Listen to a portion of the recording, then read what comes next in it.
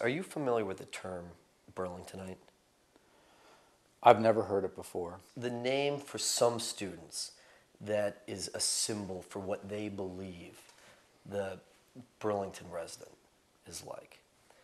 And I'm curious, what can students themselves do without the help of the university to overcome that perception? And tell me what are the characteristics or the stereotypical characteristics of a Burlingtonite? Quite the opposite of what the perception of an Elon student is: rural, poor. And these perceptions are stereotypes that have kind of boiled. What can the Elon student themselves do to overcome that? It's funny to hear that because there's so much more diversity in Burlington than there is at Elon. And when I think of somebody from Burlington, I think of the wealthy people that belong to the country club. I also think of the young people that go to Cummings High School who don't belong to the country club, and everything in between. Burlington is a very, very diverse place, and so when I think of people from Burlington, I think of a wide spectrum of people, not a stereotype of any one kind of person. But what can Elon students do to realize that? Well, I think that the way you break down stereotypes is you get out and meet people, and you get out into the community, and I think I am always impressed in talking to Elon students who are working to put themselves through school by working out in the broader community, and I think they would be a really interesting group of people to talk to about their perceptions. But to answer your question, I think you get out into the community, you encounter people, you meet them, you get to know them, and you don't rely on first impressions and stereotypes and catchphrases. Do you think the new construction of the mall, the movie theater, that those have separated Elon students from maybe the Burlington that was and is shifting them more to this new Burlington, segregating them in a way? Burlington has changed so much. When we came here in late 1998, there was not even a Starbucks in the community. Not that that's a measure of social progress, but now there are at least three. And we didn't have Target, and we didn't have Best Buy, and right. I think now we have the mall that exists in every other community in the United States, and that's for good and bad. I think there are a number of things happening locally that I'm really encouraged about. One of which is I think there are some exciting things in the works to revitalize downtown Burlington.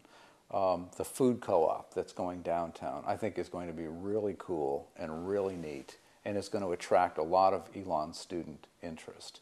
We're also trying to signal a new day in the town of Elon by letting members of the community know that we would really like to encourage more private investment in the retail district around the university and expanding that retail district. We have had meetings with restaurant owners,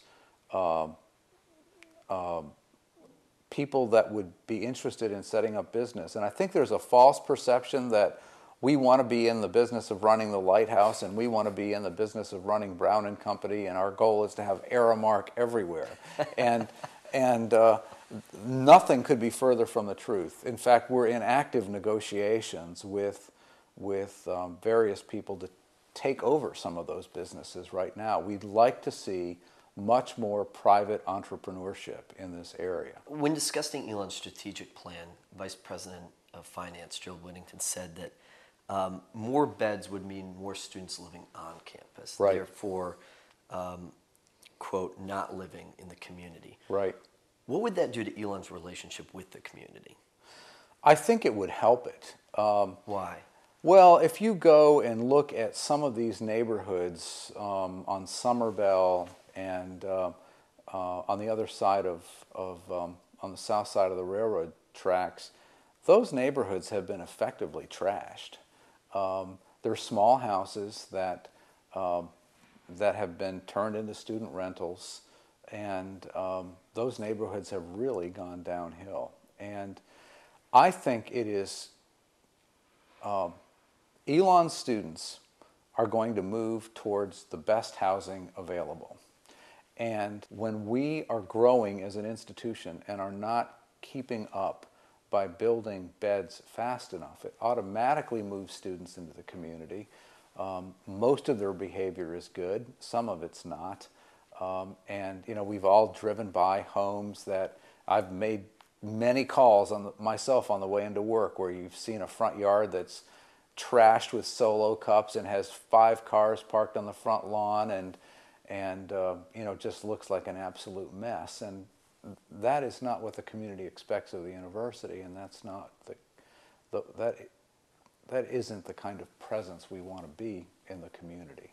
And all of that can be curtailed by building as much housing for students that will be appealing. So there are a lot of creative ideas that are being tested like that to see if we can't have the best of both worlds, students living nearby the university and yet having a variety of housing options.